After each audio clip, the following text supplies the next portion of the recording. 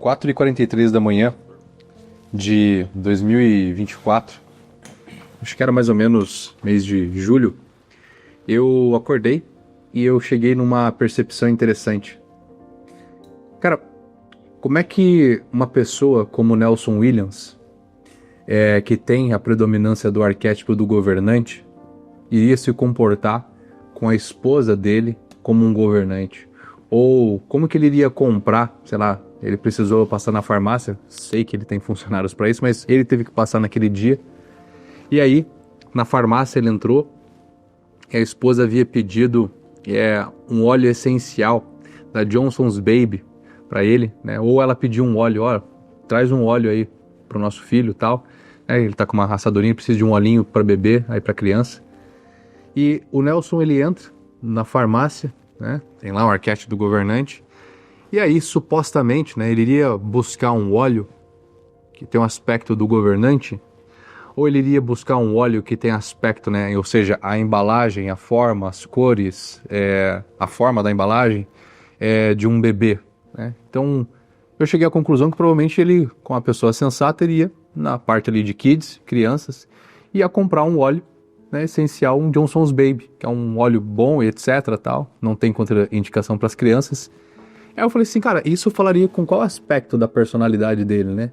Não falaria com o governante, porque o governante não se conecta com símbolos do prestativo, no caso, né? Ou do inocente, que é o caso da Johnson's, do olhinho de bebê. Aí eu falei assim, parece ter alguma coisa aqui que a Carol S. Pearson, né? A Carol S. Pearson, o Jung, tô sendo bem, né? Aventureiro, né? Parece que eles não perceberam, entendeu? Mas aí, lendo mais profundamente os livros do Jung e da Carol, eles trazem isso, que eu vou explicar aqui hoje, só que eles trazem de uma maneira um pouco distanciada, um pouco do plano, um pouco afastada do plano prático. E foi aí que eu desenvolvi o conceito do palco giratório e os arquétipos, né? Porque, vamos lá, essa aula aqui ela vai ser sobre os arquétipos, né? Óbvio, eu não vou entrar nos 12 arquétipos, explicar um por um a nuance de cada um, como é que se usa numa marca, como é que eu construo uma marca bem posicionada, com uma comunicação bem assertiva, por exemplo, do arquétipo do governante, que é o exemplo que eu comecei a utilizar, cadeia do ser, simbólica, o mito da marca, essa coisa toda, não é a pretensão dessa aula, mas a pretensão dela é trazer clareza para o assunto, quando falamos sobre os arquétipos, e especificamente os 12 arquétipos da Carol S. Pearson, que são 12 possibilidades humanas ali, né? São 12 personagens possíveis que uma pessoa pode ter. E não vou trazer aqui, né? Por exemplo, a jornada do tarô, que existem mais outros tipos de arquétipos e etc. presentes na personalidade e em figuras. Dos mitos, na figura como, por exemplo, nos mitos gregos, dos mitos romanos, nos mitos de pequenas tribos, no mito ocidental, como também pessoas reais, né, que possuem esses arquétipos, usando um exemplo aqui, só para explicar que existem mais, o hierofante, né, ou a figura do Papa, né, que é uma pessoa que ela é como se ela possuísse o arquétipo do mago, governante, sábio e o herói como se fosse uma coisa só, que aí dá-se então o nome desse arquétipo que é hierofante. Então, para o telespectador aí que está ouvindo, só para que você compreenda que existe uma magnitude muito maior quando o assunto é arquétipos, que não se restringe às 12 narrativas da doutora Carol, né? Que precisa ser lido, inclusive com suas ressalvas, né? Carlos já leu inteiro também, que tem todo um viés ali progressista, né? Ou seja, o progressista vem do comunismo, né? Então tem todo um viés ali que ela quer defender, mas se você lê com os olhos atentos é muito bom, né? Ela dá um panorama interessante de 12 possibilidades narrativas humanas de comportamento e simbólica e verbal, gestual e textual. Mas ela não conseguiu, talvez, amarrar o conceito tão bem quanto eu consegui recentemente amarrar, que é o que eu chamei da teoria do palco giratório e os 12 arquétipos, né? E esse tema ele é muito interessante porque qual o problema hoje? Vamos lá, a pessoa ela fez algum teste de arquétipo por aí, né? Ela passou por algum professor ou algum mentor, sei lá, e aquele mentor, aquele professor disse, cara, você tem que ter o arquétipo do governante, ou você tem um arquétipo do governante, né? O Carlos, por exemplo, aqui, você tem o arquétipo do sábio, Carlos, né? O Alan, você tem o arquétipo do sábio também aí com o mago, tal, o Vini tem um governante. E aí abriu uma questão na cabeça dessas pessoas que gerava uma neurose. Que neurose era essa? Porra, então eu sou governante em tudo, então eu tenho que me comportar com a minha esposa ou meu esposo como uma líder que vai colocar ordem no caos, e etc, tal. E aí você começa a conseguir perceber, como eu já tô indo já para minha quase 20ª turma de formação, aliás, de consultoria em grupo para empresários, que é a imersão IPM, né, que é a nossa imersão de posicionamento de marca, de criação e posicionamento de marca, essa dúvida sempre surgiu dentro da sala, ali com uma média de 70 a 100 e poucos empresários, que, Will, então, como é que eu vou me comportar se eu sou o governante? Então, como é que eu sou no dia a dia com a minha família? E eu me lembro bem, as pessoas já me perguntaram, cara, Will, eu tenho o arquétipo do governante. Tá, beleza. Aí eu observei, ele falou um pouco da vida dele, falei assim, tem mesmo. Como é que eu uso o arquétipo do governante na praia? Põe a gravata. Põe a gravata, né? Fica com um bronzeado de gravata, né? Piada de gravata, é legal. Vai cobrir o umbigo, vai ficar que nem menina, né? De biquíni, só que com gravatão lá. Marquinhas de gravata. Fim de aula, tá resolvida a questão, né? Porra, não, cara. E aí, olha só. Uma ferramenta que ela funcionaria para libertar e aumentar a capacidade, né? O campo de possibilidade de uma pessoa, na verdade, aprisionou ela. E aí ela não consegue mais nem ser um bom influenciador da marca, e ela não consegue mais ser também nem uma pessoa, sei lá, saudável psicologicamente. Que ela fica travada, ela fica meio bloqueada dentro do personagem ali. E além disso fazer muito mal, né? Sou psicoterapeuta, então isso gera uma neurose, e eu já vi casos, né? Eu acompanhei alguns casos, que obviamente não posso citar o nome, algumas dessas pessoas são inclusive famosas, que são conhecidos, alguns até amigos. Cara, eu vi gente adoecendo realmente, psicologicamente, por conta disso. O cara entrando assim, acreditando no personagem dele e acreditando naquilo e não querendo mais sair daquilo e ficando, né, aí neurótico e perdendo oportunidades de negócio, ficando mal mesmo da cabeça. Porque a primeira coisa que a gente tem que saber aqui, você que tá assistindo aí a gente, cara, o arquétipo, em primeiro lugar, eu quero que você esqueça tudo que você sabe, porque quando a gente está falando desse assunto, a gente está falando de uma ferramenta da psicologia, como também da filosofia, porque ela advém lá de Platão, né? Carlos, que já zerou Platão e Aristóteles 10 vezes, né? Nós temos aqui um convidado de honra hoje. Platão, ele falava, né, sobre as ideias universais, né, ou as ideias, ele escrevia ideias, né, ideias, isso Platão já reconheceu os arquétipos lá atrás, ideias que ele percebeu que, cara, existe uma estrutura imagética e universal, né, de imagem e histórias, mitos, universal, presente em todas as pessoas, né, ele começou a perceber que haviam padrões, ele reconheceu, cara, peraí, existem essas ideias que são coisas universais e elas se repetem. Indiferentemente dos homens que eu conheço, eu vejo que são figuras assim que se repetem, são personagens que se repetem. Então, essa ideia ela não é nova, né? A ideia dos arquétipos. Então, arquétipos, né, é o primeiro modelo de algo, né? Imagens universais que se repetem em todas as culturas. E além disso também está presente, né, ali no tal inconsciente coletivo, mas eu chamo isso até de inteligência coletiva, né? Tá na estrutura psíquica do homem.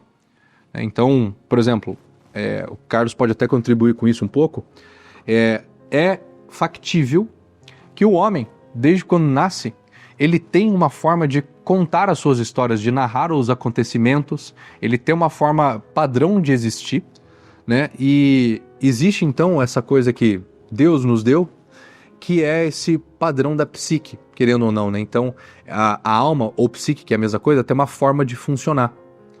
Trazendo aqui para passar a voz para o Carlos um pouquinho,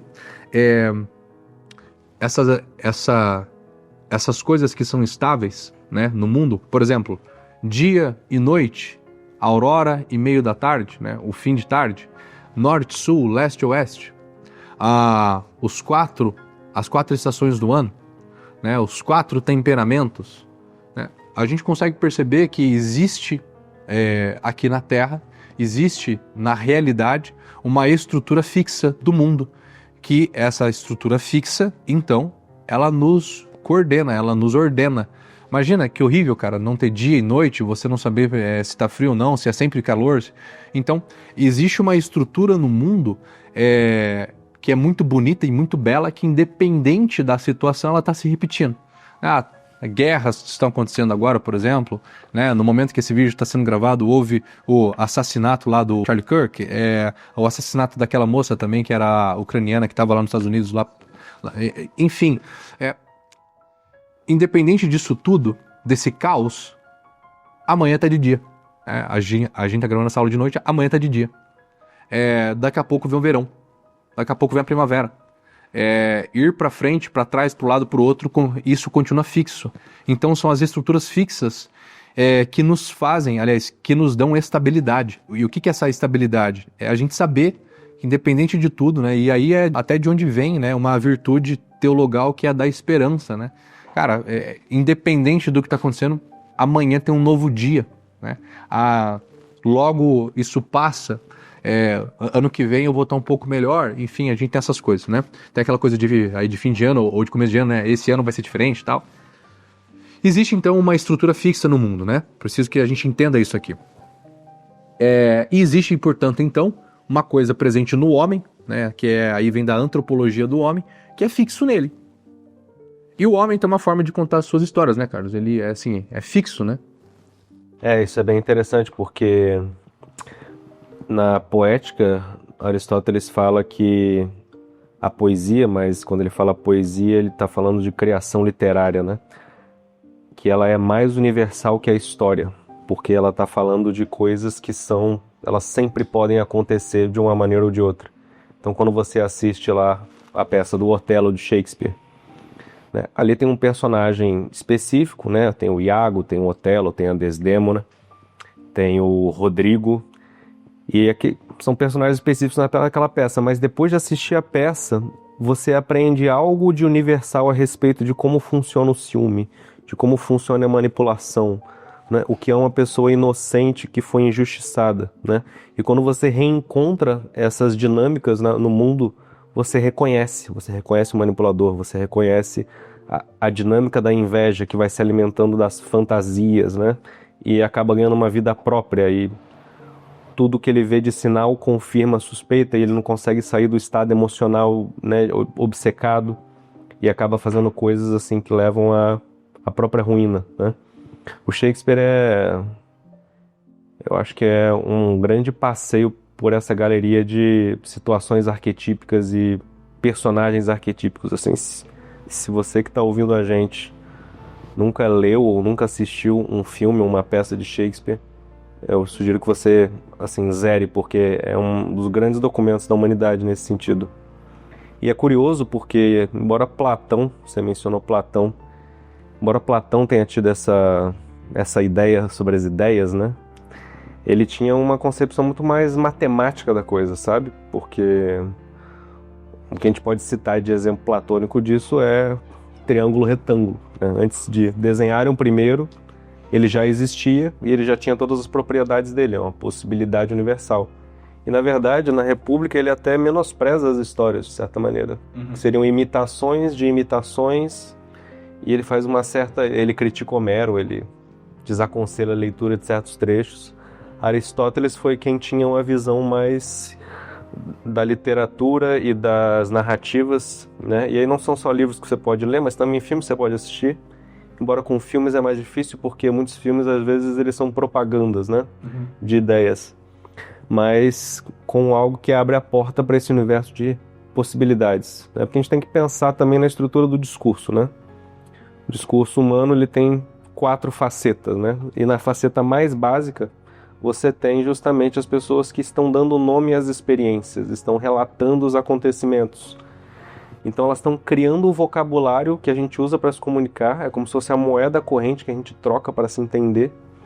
E essa moeda, ela pode estar inflacionada, né? Quer dizer, tem muita palavra circulando sem lastro de experiência. Sim. Então as pessoas estão falando de coisas que o referente não é nada claro. No digital é muito normal, né? né? Então, hoje é uma coisa terrível. E você tem que considerar também o seguinte, e isso é uma característica da nossa época moderna, especificamente. Se você pegar as sociedades mais antigas, eu não estou nem falando de Grécia e Idade Média, se você recuar 100, 150 anos, as pessoas não tinham referências tão diferentes em termos de cultura. E só para deixar claro aqui, né? Existe uma estrutura, né? Que é o que a gente chama de signo, né? Significado e referente, né? Vou fazer o triângulo aqui pro pessoal.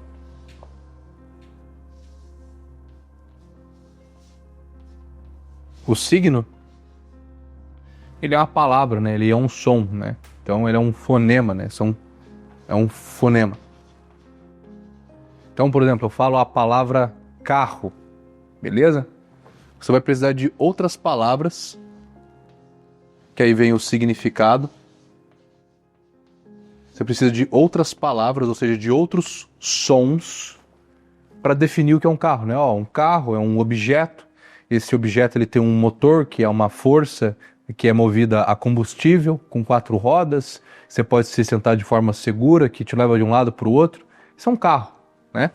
E aí tem o quê? Tem o significante ou o referente.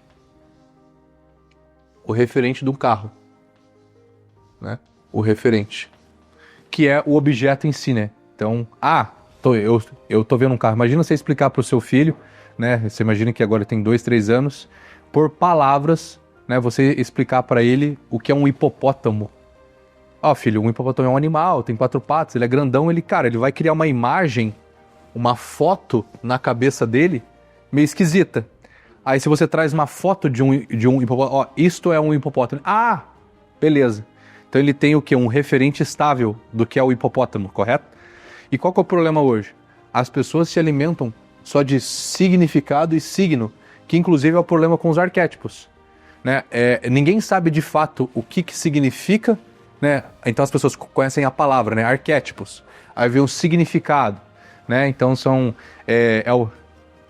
é o primeiro modelo de algo. Então são estruturas ou imagens universais, corrente em todo o mundo e etc. Beleza. Ok, eu entendi essas palavras que definem o que é arquétipo, mas como é que eu pego na coisa arquétipo, né? Que é o que a gente vai explicar aqui daqui a pouco. Mas, bom, eu te interrompi tem uma coisa a respeito do triângulo que é interessante você pensar, que é o seguinte. O significado nada mais é que uma definição. É isso aí. E ela também é feita de palavras. Uma definição do dicionário, entre aspas, por exemplo, né? Definição do dicionário, perfeito. Agora, cada uma dessas palavras, ela também tem que estar apontando para um referente, né? Então, às vezes você explica o signo pelo significado, mas você não tem os referentes das próprias palavras que compõem o significado. Por exemplo, se você fala que a democracia é um sistema político, democracia representativa, né? Um sistema político de governo, né? Cara, o que é um sistema? Qual é o referente disso? Então, às vezes... O que é democracia? O que é democracia? O que é a imagem, né? Porque olha que bonito da fala que, assim, quando eu comecei a estudar sobre a estrutura do discurso e etc. com você mesmo, é lindo isso, né? Vocês estão aqui vivendo... Cara, vocês estão ouvindo palavras e conforme a gente vai usando palavras, vai passando um filme na cabeça das pessoas, né? E várias imagens vão aparecendo na cabeça e você vai com essas imagens entendendo e transcrevendo, né? O seu cérebro vai transcrevendo e você vai entendendo a coisa, né? Então é muito bonito isso. E a coisa fica perigosa quando as palavras elas estão num nível de abstração conceitual ao invés de simbólico, né? O que é que eu quero dizer com isso? Se eu uso a palavra cadeira, você sabe exatamente para o que olhar, né? Aquela palavra encontra um referente claro. Caneta, né? Opa! Caneta, né? Tipo... Na onde está essa caneta? Tá na mão do Will. Né? Ele tá segurando. É fácil imaginar, né? Não precisa nem estar olhando, né? Cadeira, caneta, né? Vai vir vaca, né? Agora, quando você usa palavras tipo justiça, governante, democracia, não vem um referente claro, porque não é uma coisa, né? Substância. Não tem a substância. Então, você pode falar que é um substantivo abstrato, mas substantivo abstrato não é substância. Então, é sobre esse tipo de coisa que as pessoas se enganam. Então, eu na minha prática como professor, exercício de comparação, eu coloco comparação entre capitalismo e comunismo. Isso num contexto onde, por exemplo, eu já mostrei para ele um gato gordo e um gato magro. Aí eu falo assim, ó, esse gato é preto e esse é gordo. Tem algum problema na comparação? Todo mundo fala, não, você não pode comparar peso com cor, são categorias diferentes. As pessoas não se enganam, porque é um gato, tá na cara delas. Agora, quando eu falo assim, olha, o comunismo, ele busca a igualdade social. O capitalismo produziu a desigualdade social. Essa comparação é adequada ou inadequada? As pessoas, às vezes, acham que é adequada ou acham estranho, mas não sabem exatamente onde está um problema. E eu estou comparando, quando eu falo capitalismo, o comunismo visa a igualdade social, eu estou colocando um ideal. E quando eu falo que o capitalismo produziu desigualdade social, eu estou narrando fatos. Quer dizer, eu estou comparando ideais com fatos, estou fazendo uma comparação inadequada. Se eu for comparar fatos, eu tenho que falar, ó, o que esse sistema político-econômico produziu historicamente. Vou comparar os dois. E no termo dos ideais, o que cada um propõe? Eu vou comparar os dois. Ideal com ideal, história com história. Só que como é um conceito abstrato, as pessoas se perdem, né?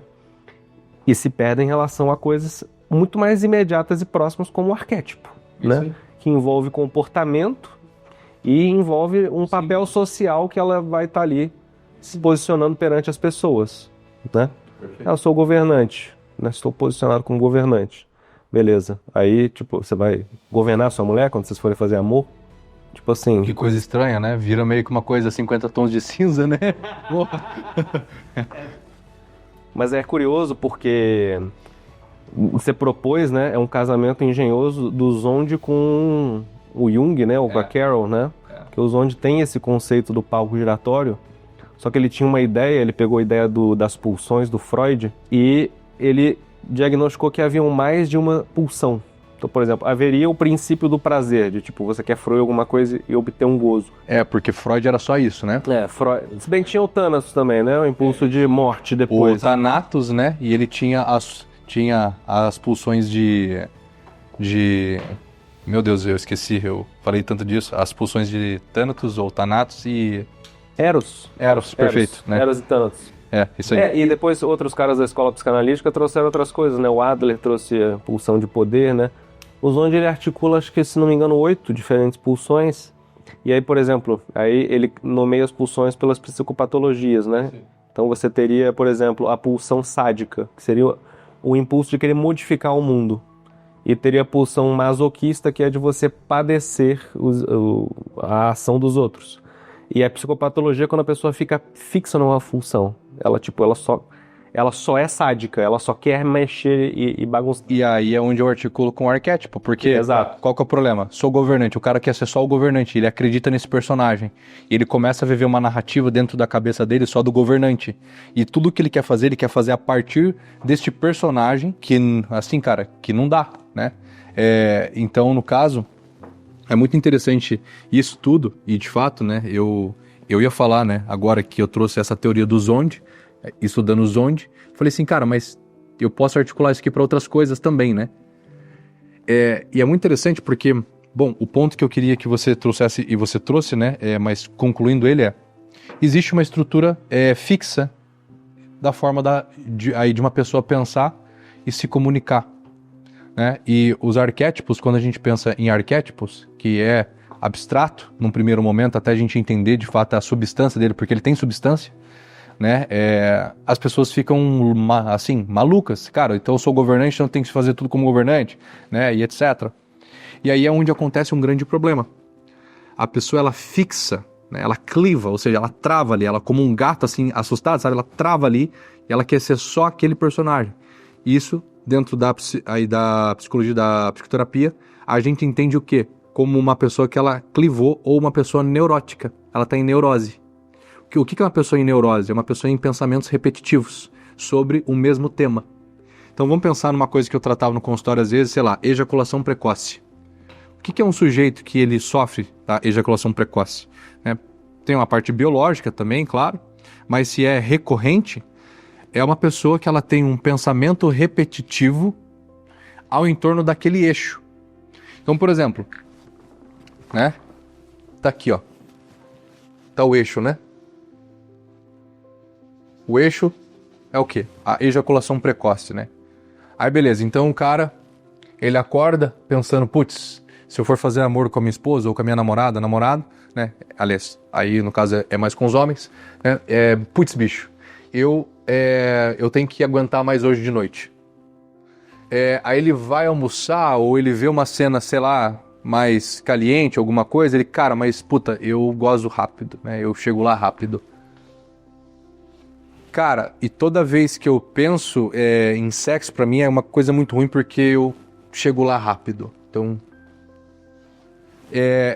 putz, se eu tô dando um beijo aqui na minha esposa, puta, cara, se a gente for, eu vou acabar, puta, gozando rápido. Aí ele tá no ato sexual. Puta, cara, vou gozar rápido, quer ver? Aí vai lá, goza rápido, né? Então, ele coloca tanta atenção no objeto, né, que é a ejaculação precoce, que a vida dele gira em torno disso. Então, o eixo, o sentido, aí no caso, essa teoria das neuroses, quem descreve ela muito bem é o Viktor Frankl. No livro dele, é um livro de capa preta, que é a teoria das neuroses. Você descreveu exatamente também o que está no livro de terapia cognitivo-comportamental, quando a Judith Beck está descrevendo como que uma crença se sustenta, né? Ela tem que ter vários pilares. Né? Ela se baseia em várias referências que confirmam aquela crença. E é interessante, por exemplo, esse cara que você contou a história. Digamos que ele tenha tido várias relações onde ele não teve esse problema. Isso não entra no espaço mental dele. É como se fosse um filme. E no filme, o diretor, né, aliás, o roteirista, ele escreveu a peça, né? E, gente, isso tudo que a gente tá falando vai articular daqui a pouco, pum, um plot twist na sua cabeça. Caramba, arquétipo é isso, então entendi, né? Isso é o que a gente chama de viés de confirmação na psicologia cognitiva, né? Porque você tem a crença, então você só considera informações que a confirmem e você rejeita tudo que pudesse impugná-la. O resto, então tem um roteiro ali. Então é um roteirista, ele escreveu esse roteiro, né? Então o roteiro o nome do filme, né? Sei lá, ejaculação precoce. O ato 1, 2 e 3 do filme precisam corresponder às cenas que vão entrar nesse filme, que aí vem o diretor para construir o filme. Todas as cenas precisam confirmar a tese central do filme, né? A tese de defesa que esse filme trouxe. Então, olha só que interessante, a pessoa ela ficou presa naquele personagem. Aí vem, né? Como que eu tratava isso? Eu começava a pregar peças na situação. Puta, cara, gozar rápido é foda. O cara ficava meio constrangido assim, dava uma risada e tal. Aí eu falava assim, bicho, vamos fazer um teste hoje? Ele o quê? E óbvio, né? Muito disso também vinha pelo consumo de pornografia, mas em alguns casos era, cara, simplesmente acontecia. Né? Vamos fazer o seguinte. Hoje, na hora que você for fazer amor com sua esposa, eu tenho um paciente que foi exatamente isso, né? Hoje, aliás, eu tive, né? Não sei, uns 5 anos atrás. Hoje, quando você for fazer amor com sua esposa, ou essa semana, você vai falar pra ela já no início. Amor, você sabe, né? Eu gosto rápido pra caralho, né? Mas eu tenho dedos e línguas, então fique tranquila, beleza? E, cara, eu vou curtir aqui meu rolê de 5 segundos, né? E vou dar o meu máximo e vou aproveitar esse orgasmo. E depois, né? Eu termino aqui a moda dedos e línguas, né? E ficava leve. Opa, peraí, o filme saiu do roteiro. Não é mais um drama. Agora é uma comédia. E a comédia, ela tem um impacto diferente e aquela história, ela começa a ganhar mais dimensão. O objeto que eu ejaculo muito rápido e é uma tensão, é uma pressão, vira... Porra, que foda, né? Que merda, tal. O cara começa a contar uma história diferente na cabeça dele. E aí ele fez isso algumas vezes, né? Amor, hoje eu vou chegar lá em 10 segundos, né? Tal. E o que começou a acontecer? Por essa leveza no ato, com o tempo começou a durar um pouco mais. E ele começou, opa, pera aí, a história não precisa ser só essa, então? A neurose foi perdendo força. E aí ele começou a perceber que dava pra contar uma outra história. Né? Cara, eu sou um cara que às vezes gozo rápido, às vezes eu vou gozar demorado, às vezes é mais ou menos. E é isso aí, é a vida, pô, a loucura. Importante é eu saber que eu vou dar muito carinho pra minha esposa. Né? Foi resolvendo. Né? E ficou leve. Então, olha só, o que eu dei pra ele, na verdade? Eu dei um outro personagem. Ele tinha um personagem só. Ele ganhou mais um. Agora ele tinha 2 facetas ali, que aquele personagem que se comportava só de uma forma dramática, o mesmo personagem podia se comportar de uma forma dramática, mas também com comédia. E as coisas começaram a ficar mais suave e aí ele percebeu que, porra, velho, mudou o sentido, entendeu? E aí, obviamente, eu fui dando outras dimensões de sentido pra ele, que tinha coisa muito mais importante na vida pra ele pensar. E aí eu troquei o eixo dele, né? Então, o livro lá do Viktor Frankl, Em Busca de Sentido, o que ele traz lá naquele livro, né? Ele tá no campo de concentração, porra. Vendo gente assassinada, vendo gente morta todo santo dia, né? Vendo gente se suicidando ali nas cercas elétricas todo santo dia ou semanalmente. Só que dentro do campo de concentração de Auschwitz, ele encontrou esperança e alegria. Cara, mas como é que um cara desse encontra esperança e alegria no meio da morte, da fome, do assassinato, da... Porra, né? E tem uma cena do livro, cara, que é muito linda, assim. É poética. Eles tinham que fazer o trabalho forçado, né?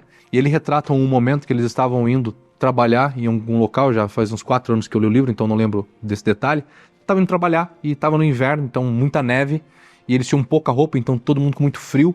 Né, aí vinham os capos, né, que eram os próprios judeus presos dentro da prisão, só que viravam aliados dos nazistas, né? Então eram os capos. E aí, eles caminhando, né? E aí vinha um capo, dava uma cacetada em um para caminhar mais rápido e etc, tal. E no meio de toda essa desgraça, da fome, do frio, eles com pouca roupa, tremendo e, porra, aquela situação horrível, né, que a gente consegue imaginar. Mas, sei lá, não dá para sentir, talvez, né? Ele fala assim, cara, mas diante... Olha que foda essa história. Diante disso tudo que estava acontecendo comigo, de repente, né? De repente, o sol, ele começa a nascer e a cortar com seus primeiros raios a escuridão que estava entre as árvores. E é um primeiro raio de sol de forma bela e doce e sublime e cuidadosa toca o nosso rosto. E esse único raio de sol que nos esquentava temporariamente me dava, no caso dele, alegria e um sentido e um motivo de continuar buscando sentido e esperança e beleza. Cara, o que ele fez? Ele podia contar a história dele de uma forma que ele ia perder a esperança. Então esse personagem, né, que ele podia contar a história, cara, fudeu tudo mesmo, vou morrer por aqui e se suicidar ou desistir. Ou virar um capo, quer saber, cara, quero comer um pouco melhor, vou bater nos meus irmãos judeus aqui mesmo, foda-se. Ele poderia ser esse personagem. Ele poderia ser o personagem que, sei lá, só tava ali, mas não tinha mais um porquê tá ali também, então tava a passos de morrer.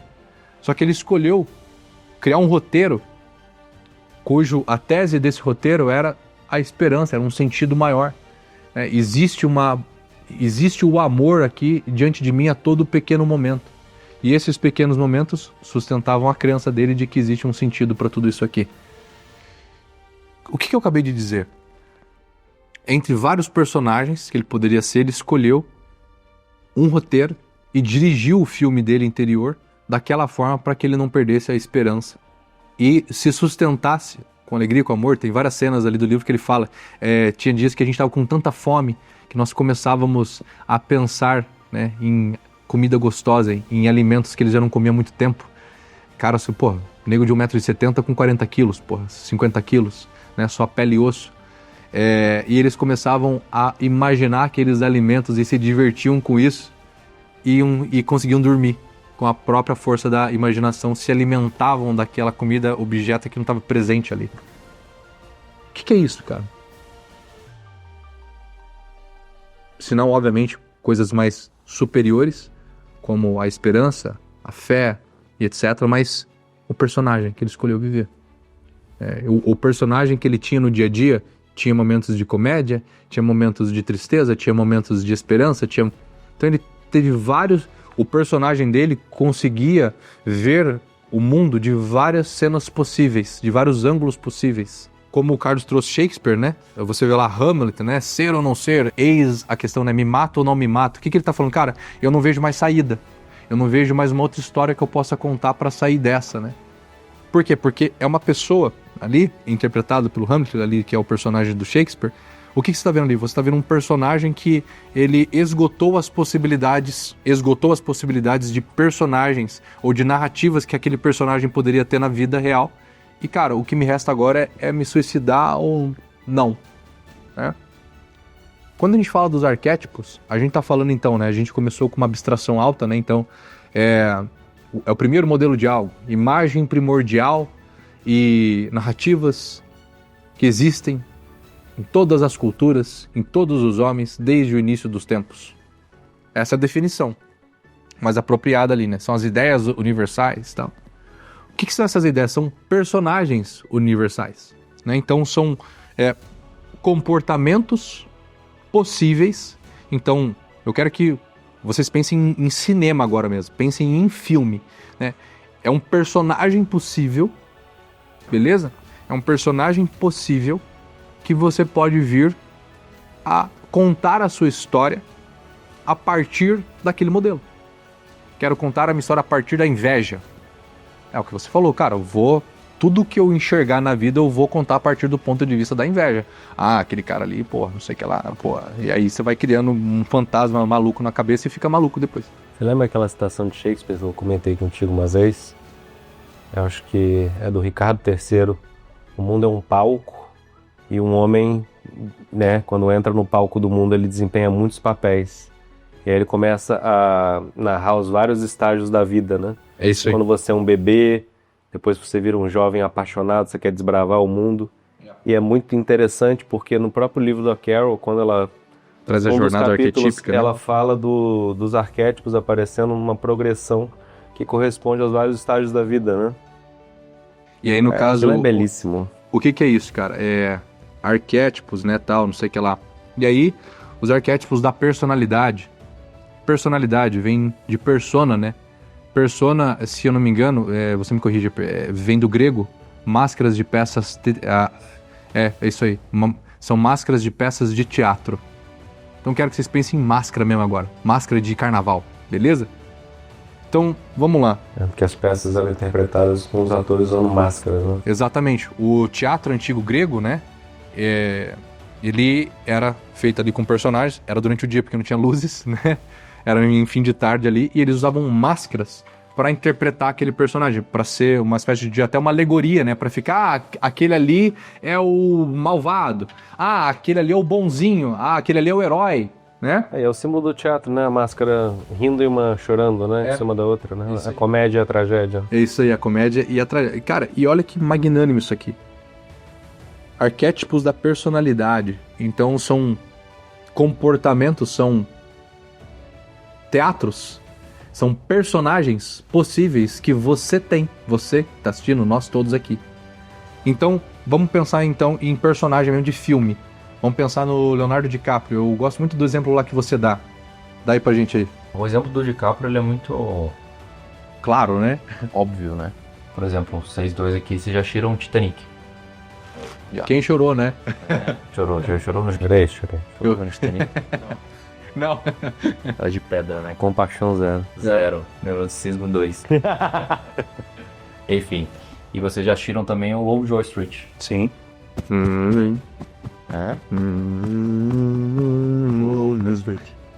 Cara, o que esses dois filmes... Qual que é a única coisa que esses dois filmes têm em comum? O ator? O ator Leonardo DiCaprio. Agora, faria sentido eu pegar o ator do DiCaprio, no personagem que ele interpreta dentro do Titanic, e colocar ele pra atuar dentro do Lobo de Wall Street? Nenhum. Ia ser maneiro, né? A galera lá vendendo louca e ele, não! Esse vai afundar, quem dá mais?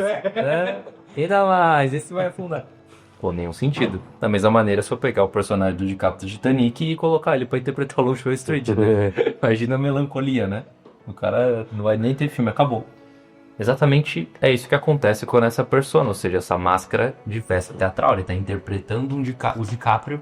Ele tá interpretando um personagem. Não é as emoções, as crenças, as ideias, o tom de voz, a narrativa, o que o DiCaprio como pessoa física, CPF, crê e acredita. Né? Ele tem um papel, ele tem um roteiro, e esse roteiro ele depende de ter uma personalidade, um tom, e roupas e vestimentas e tons de voz e personalidade diferente de quem ele de fato é.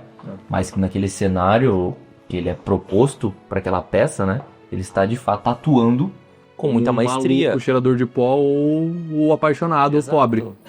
Mas é interessante considerar também que quando o ator ele se coloca no papel, ele, por exemplo, durante muito tempo os caras usaram o Stanislavski, né? Hoje eles usam muito a técnica de Meisner, do cara, na ação, ele acessar realmente os estados reais Porque que fazem ele lindo. dar vida. E é o arquétipo aí surgindo. Quer um exemplo? Cara, isso aqui vai ficar lindo agora.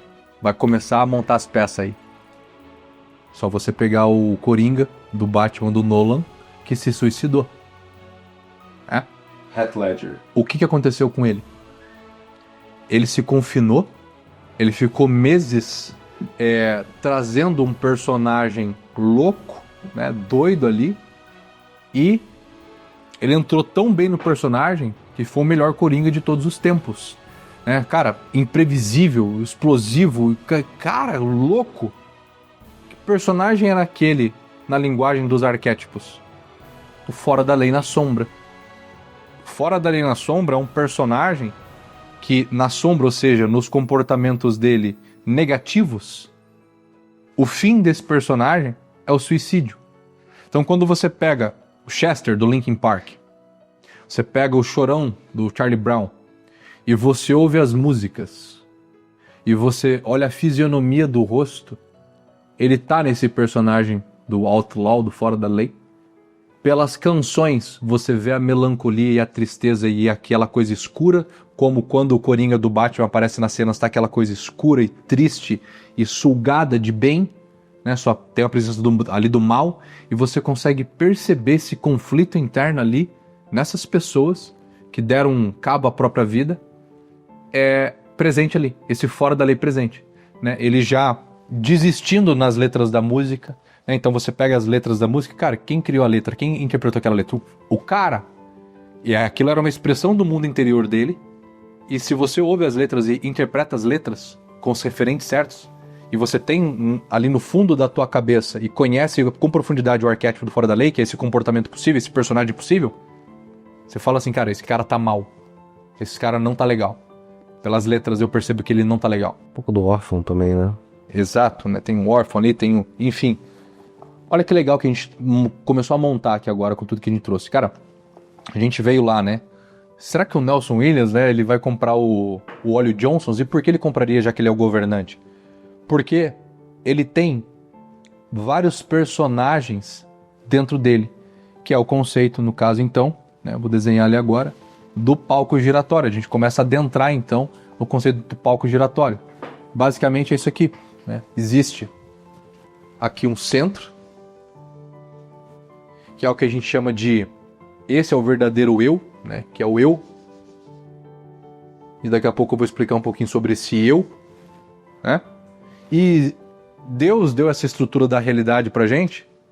Ele deu 12 personagens, 12 narrativas, 12 comportamentos, 12 decisões simbólicas concretas, ou seja, eu gosto mais de Mercedes, eu gosto mais de Fiat Uno, eu gosto mais, entende? E cada um desses personagens tem preferências simbólicas de cores, objetos, comportamentos, sentimentos diferentes um do outro.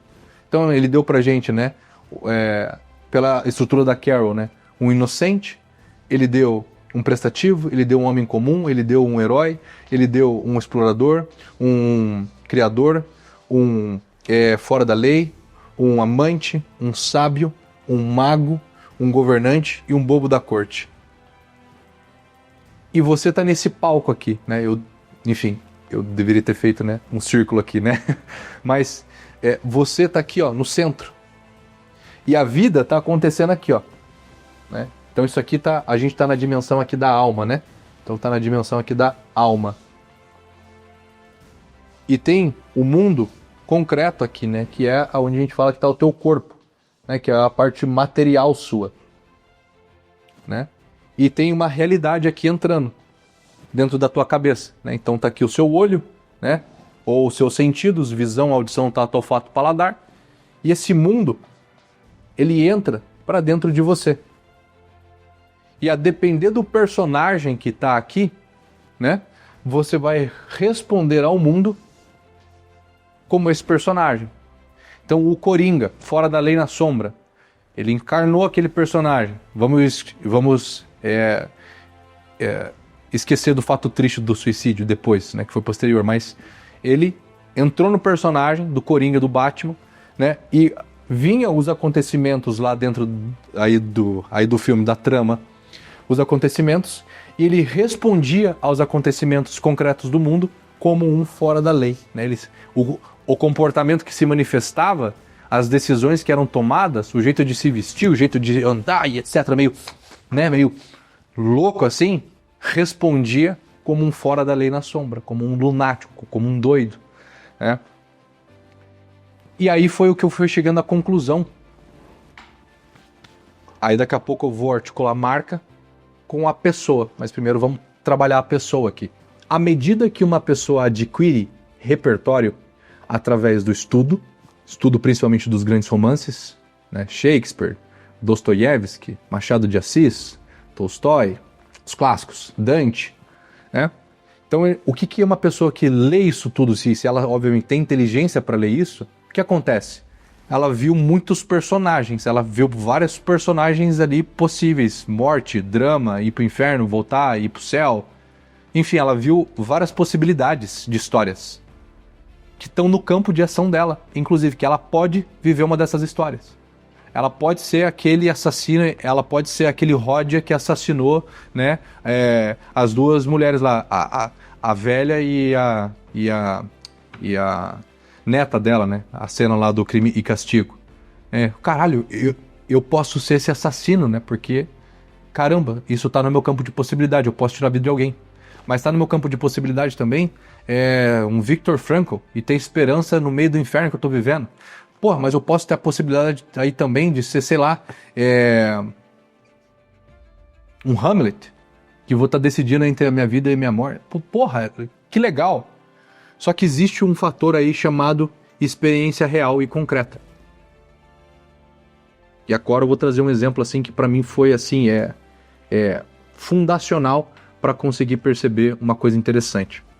Will, então peraí, então você está me dizendo que se eu ler, eu posso ser um governante então? Se eu ler a história da vida do Arnold Schwarzenegger, lá no primeiro livro dele, que ele fala sobre como que era a vida dele de atleta de fisiculturismo, só de ler, eu posso me tornar isso então? Aliás, eu sou isso então? Não, peraí. Agora vamos pensar como se fosse um jogo de videogame.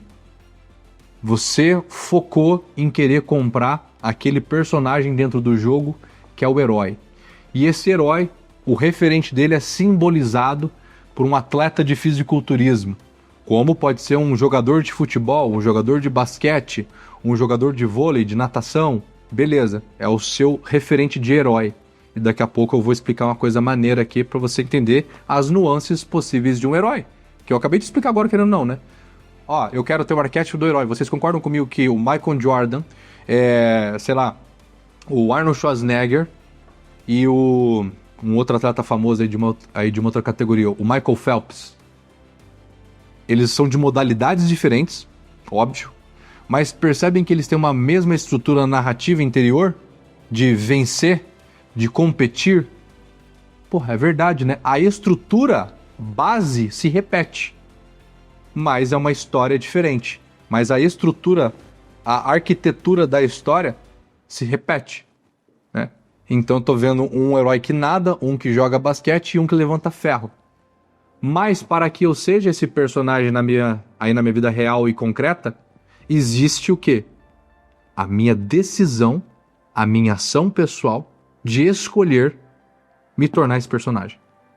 E como um ator, para ser muito bom, ele ensaia por meses, um cara como eu que escolhi ser um Arnold Schwarzenegger, porque eu lembro lá, eu com meus 70, 80 quilos, li lá a biografia do Arnold e me centrei principalmente na parte dele de ser atleta. Falei assim, cara, eu quero isso aqui é bom pra mim. Eu quero ser isso aqui, mas eu olhava pro meu braço, eu tinha 37 centímetros de braço contraído, né? Então eu de frente parecia que eu tava de lado, né? E de lado parecia que eu tinha ido embora, né? 37 eu tô sendo generoso. Quando eu comecei a treinar eu tinha 29 centímetros de circunferência de bíceps, né? Porra, eu era um grilo, né? Tinha 68 quilos. Só que eu vi esses caras, eu falei assim, caralho, que massa isso aqui. Óbvio, aí teve outros motivos aí por escolher, mas aí a gente vai complicar um pouco a história, né? Porque existe a história pessoal que decide o personagem que você vai ter depois, a gente pode entrar nisso. Mas aí eu treinei por 10 anos e me tornei o 4º melhor atleta de fisiculturismo do mundo em 2015, pela minha categoria júnior, peso livre, no Mundial. E me tornei o 4º colocado ali, fiquei feliz pra caramba e tal.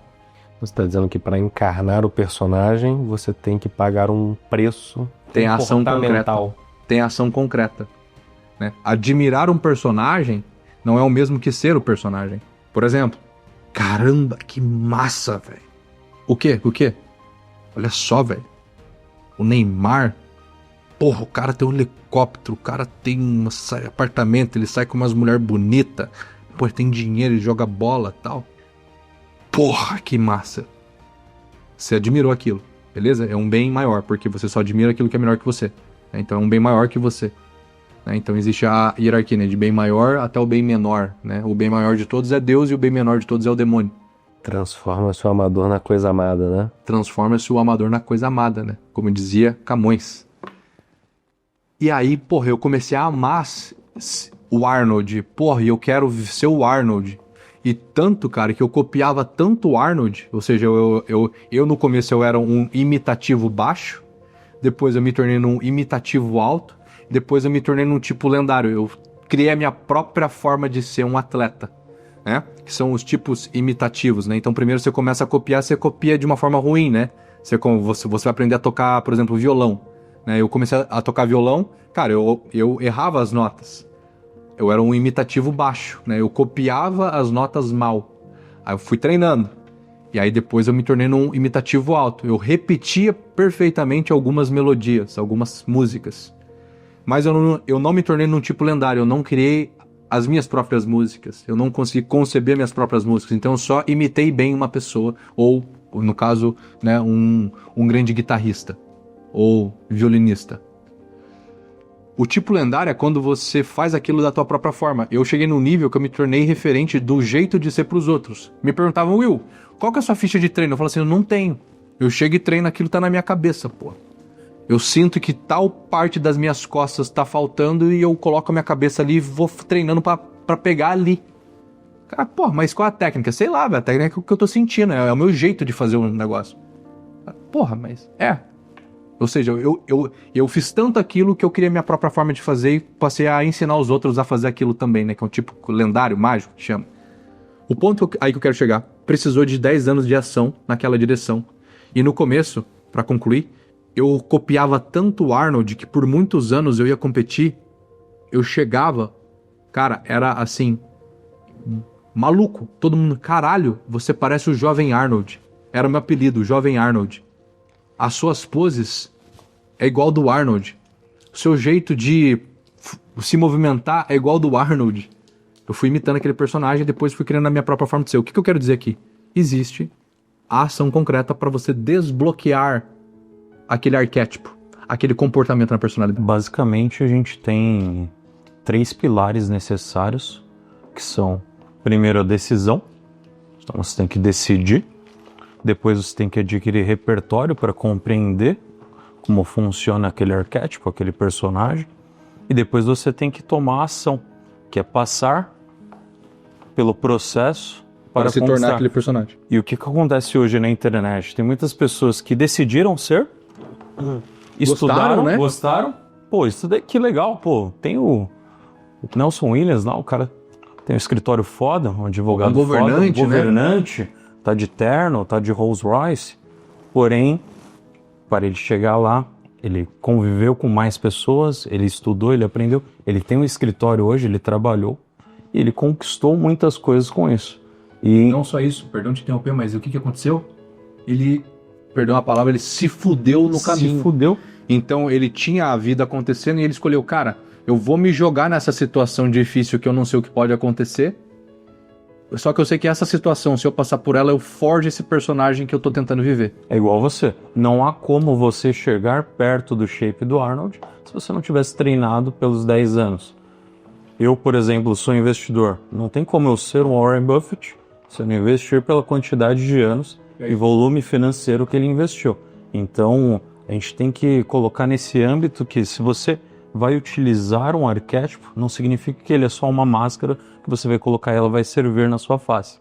Você precisa de fato Exato. passar É isso aí. pela trama É isso aí. para assim executar como ator o seu filme, né? Você tem que fazer a construção do personagem. Exato. Exato. Tem uma cena do Máscara. O filme mesmo, o Máscara lá o Verdão Loucão. Sim. Tem a cena do filme que ele vai no psiquiatra, né? Porque ele teve lá, ele usou a máscara e ficou muito louco. Eu falei assim, cara, o que aconteceu, né? E aí ele vai num psiquiatra, né? E aí, no caso, ele fala assim, doutor. Aí ele traz a máscara assim. Aí o doutor olha, cara, isso aqui é uma máscara, né? Que ele lembra tal. Isso aqui parece que é do período que representa o período viking e tal. Isso aqui parece o Luke, né? Que é, aliás, o Loki, né? Que é o deus ali da desordem e tal, não sei o que lá, tal. Que é a sombra do governante. Inclusive, né? É uma loucura ali, é um governante meio fora da lei. E etc, tal. Mas, cara, você, Sr. Ipkins, né? Você tá viajando na maionese, né? Você tá se escondendo atrás de quem você é. Meio que isso. Ele, não, quer ver, ó? Quer ver? Essa é uma peça interessante, Sr. Ipkiss. Parece escandinava, do século IV ou V. Provavelmente a representação de um dos deuses nórdicos da noite. Talvez Loki. Loki? Quem é Loki? É o deus nórdico da travessura. Aparentemente causou tantos problemas que o deus Odin o baniu do Valhalla para sempre. Então deve tê-lo banido com a máscara. Estou falando de mitologia, Sr. Ipkiss. Isso é uma peça de madeira. Mas no seu livro... Meu livro é sobre máscaras como metáfora, Sr. Ipkiss. Uma metáfora que não deve ser encarada literalmente. O senhor sofre de uma leve ilusão. Tá bom, então. Eu vou provar para o senhor. Mas eu não me responsabilizo pelas consequências. Continue sentado e divirta-se, senhor especialista. Não me assusta, Sr. Ipkiss. Vá em frente. Vai ver.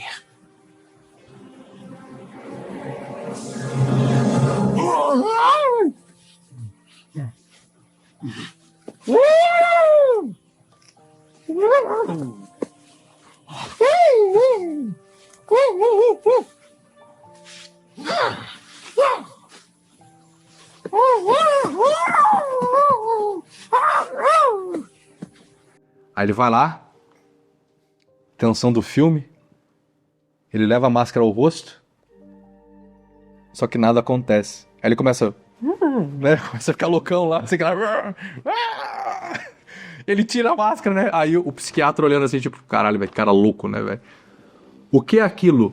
Né? É uma representação clara pra gente do que, cara, olha só, eu quero ser o herói, eu quero ter o shape. O caralho, que shape foda, tua perna, velho, rasgada inteira. Bota a foto aí do meu shape só pra galera, né? Só pra galera me respeitar, né? Então, tá aparecendo aí na imagem agora. Pô, caralho, que quadríceps. Cara, olha esse abdômen intrincado com os oblíquos. Massa. Quero isso. Tá bom, irmão, vamos lá fazer abdominal. Vamos lá comer 2 quilos de carne por dia, comer 30 ovos por dia, comer 2 quilos de batata por dia, domingo a domingo. Você não tem mais festa, você não tem álcool, você treina 6 vezes por semana e você vai viver em torno disso só que por 10 anos. E vai tomar hormônio também, vai arregaçar com a tua saúde, vai forçar teu motor ao extremo. Beleza, você assina embaixo?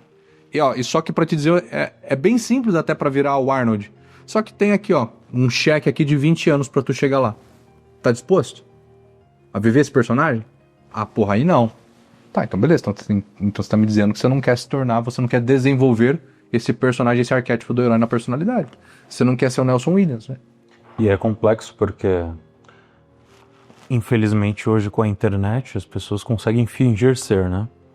E para as pessoas de baixo conhecimento ou de baixo acesso, acabam não compreendendo e acabam acreditando. Isso entra numa dinâmica que o Paul Diel, que é um outro cara dessa escola psicanalítica, ele chamava de exaltação imaginativa. É isso aí. Que é quando a pessoa ela imagina que ela já tem as características, as virtudes que ela está aspirando ser. Mas ela está tão exaltada imaginativamente que ela já age como se fosse. Então, ela já atua como, tipo, ele tem um braço de 40 centímetros, ele já acha que ele já é o Arnold, então ele faz as poses e tal. E ele espera que o mundo o trate como tal. Só que, obviamente, o mundo não se curva aos seus caprichos, né? Eventualmente, o exaltado quebra a cara. E isso está representado, por exemplo, no voo de Ícaro, né? Tipo, você acha que você pode alcançar o sol, mas uma hora você se estabana no chão. E aí entra uma dinâmica perigosa de a pessoa ficar descrente, desacreditada. Os ideais que ela tinha e que ela amava e que ela abraça, ela se torna uma pessoa cínica em relação a ele. Ela fala assim, isso não é alcançável, isso aí... Quem diz que vive isso é um farsante. E aí ela embota, e aí é onde ela cliva no arquétipo, num personagem ressentido, como, por exemplo, um prestativo na sombra, ou um inocente na sombra, que é um órfão, ou um homem comum. Deixa pra lá. Porque são personagens, na escala ali de hierarquia, mais fáceis de você conseguir adquiri-los. Que precisa de menos repertório, né? Precisa de menos maturidade, esforço. Você nasce menos inocente. esforço. Você nasce uma criança com inocente. Né? Você desenvolve minimamente ali na juventude, na infância, um prestativo. Né? Tem que cuidar do irmãozinho, tem que ser bonzinho. Né? Mal bem você sofre, então algum órfão você carrega, né? Aí, beleza. E aí o que acontece? Acontece esse problema. Né? Então a pessoa ela cliva ali em personagens mais ordinários. Vamos pegar um exemplo. O Frodo, do filme do Senhor dos Anéis. O que é aquilo lá? O condado é a representação da Terra Prometida, que é o objetivo do arquétipo do inocente. Ele busca a Terra Prometida, ele quer viver na Terra Prometida. O que é a Terra Prometida? Não há mal, há só bonança, não há problemas, é uma coisa alegre, é uma coisa sempre tranquila. Né? Então, a Terra Prometida, ela é a vida sem frustração, é a vida sem os dramas possíveis que estão no campo da vida real. Só que quando um inocente que é despreparado emocionalmente, ou ele não aspira personagens aí melhores, presta atenção nisso, isso aqui é importante. Ele não aspira personagens melhores, ele não tem heróis bons para se inspirar, para ter referente de um herói bom ali na cabeça dele, ele se frustra no primeiro obstáculo, porque todos somos convidados a sair da Terra Prometida, né, e ir para o mundo real, onde há um mar de lágrimas, e enfrentar isso. E o que acontece? A pessoa, como ela não encontra esse mundo, essa Terra Prometida, o que acontece com ela? Ela cliva ali no inocente, que ela se torna um órfão, ela se torna um ressentido, um abandonado. A vida me traiu, a vida não correspondeu às minhas expectativas. Né? Você não correspondeu às expectativas que eu tinha de você de cuidar de mim e fazer tudo o que eu quero. Tanto que no Senhor dos Anéis é brilhante, porque quem assistiu os 3 filmes, né, a trilogia, acontece aquele inferno todo, guerra pra todo lado, o demônio contra o bem, a porra toda. E no final, quando o Frodo volta pro condado, lá tá igual. Nada mudou. Então a vida de uma pessoa inocente, cara, ela vai acreditar naquele conto de fadas. Então é uma pessoa meio boba. É um personagem, é uma pessoa meio boba. Não consegue enxergar o todo, né? É isso aí. Só que agora tem um elemento anterior que eu queria chegar nele agora. E aí eu acho que dá pra gente ir pra uns fechamentos maneiros. Momento dos comerciais aqui. Se você tá até aqui, eu agradeço a sua atenção, espero que você esteja aprendendo. E se você tem uma empresa e quer entender realmente como nós podemos te ajudar, temos um formulário, é só você clicar aqui no link abaixo, uma aplicação estratégica, para nós entendermos o momento que o seu negócio está e ver se ele está apto a receber auxílio das nossas consultorias, para ter uma marca que lucra mais, que atrai os clientes certos e constrói um legado. Existe algo ali que a gente falou que é o eu, né? Porque se eu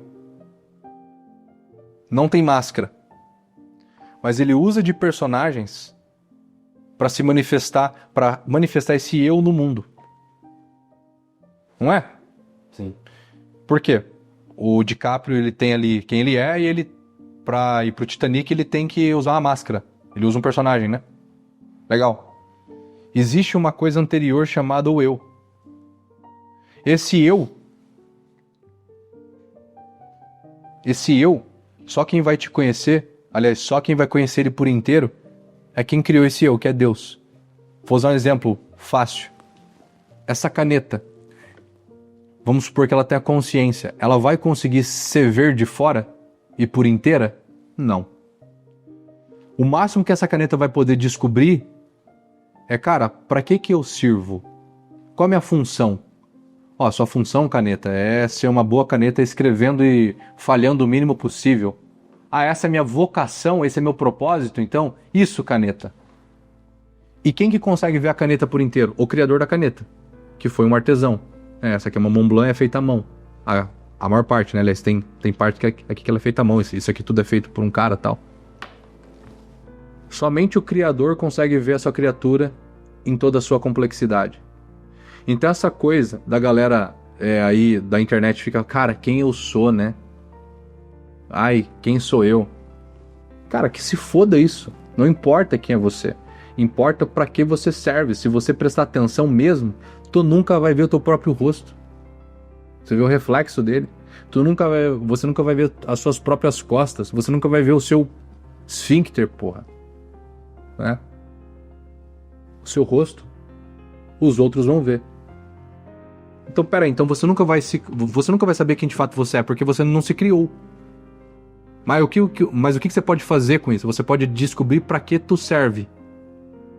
E quando você descobre isso, que é a tua vocação, para que eu sirvo, aí é onde o ponto que eu queria chegar importante. Descobri minha vocação, reconheci minha vocação. E daqui a pouco eu dou um exercício aqui para você tentar reconhecer a tua vocação. O que tu faz? Se você reconhece a tua vocação e reconhece que existem 12 personagens, você começa a tentar desenvolver todos eles com uma astúcia muito grande. Por quê? Porque você usa esses personagens como roupas num guarda-roupa. Você tem roupas para todas as ocasiões. Então você tem os 12 arquétipos, você tem 12 roupas que vai servir para qualquer ocasião. E aí com isso você consegue ser um camaleão. Você consegue se portar da forma como você precisa se portar em qualquer lugar. Falando com pessoas mais simples, pessoas mais intelectuais, pessoas mais ricas, pessoas mais inteligentes, pessoas normais e etc, ordinárias. Porque você tem roupa para cada ocasião. Porque pelo seu esforço consciente, tu desenvolveu, claro, né? Ninguém estudou isso aqui para desenvolver cada personagem desse de forma consciente, beleza? Mas uma pessoa que escolhe se esforçar muito, e ela se fode muito nesse processo, que qualquer um que tenta sair do Condado e ir pra vida real passa por todo aquele drama do Senhor dos Anéis, aquele céu e inferno o tempo inteiro, ela se transforma. E ela consegue usar todas essas roupas, ela sabe quando usar essas roupas. Cara, eu vou hoje numa ocasião que vai estar um pessoal mais simples, tal, etc. Porra, eu vou com uma camiseta, com jeans, né, com um tênis. Porra, pera aí, eu tô indo pro meu trabalho. Porra, pro meu trabalho eu vou me vestir porque lá no meu trabalho pedem pra ser social fino. Ou pedem pra ser um social tradicional. Gravata, o caralho a 4. Porque lá pedem que eu seja esse personagem. Olha o ponto áureo aqui da nossa conversa.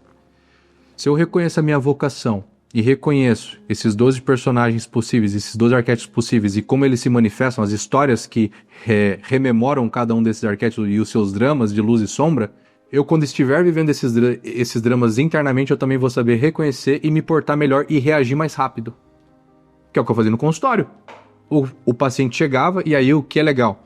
Existe sim uma máscara que você usa por mais tempo, um personagem que você usa por mais tempo. E você usa tanto esse personagem que você se torna o personagem de certa forma. Que é o ponto aí que eu quero chegar, não quero me esquecer, então já vou citar, que é a confusão do personagem. Eu volto a esse tema aqui já. Que é muito importante, é o mais importante de todos aqui, porque para resolver o problema. Sou o arquétipo do governante, eu vou pra praia. Que roupa que eu uso para resolver esse problema, tá? Então, existe aqui, né, uma coisa interessantíssima, aí do personagem, né, e dos arquétipos, que, cara, quando você compreende todas as nuances dele, você consegue perceber o que você está passando, o que você está sentindo, e como lidar com a situação melhor.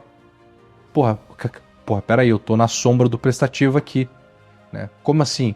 Pô, tô fazendo uma benfeitoria pro outro, esperando algo em troca, como um cachorrinho que espera uma migalha depois de lamber o dono, ou de sentar.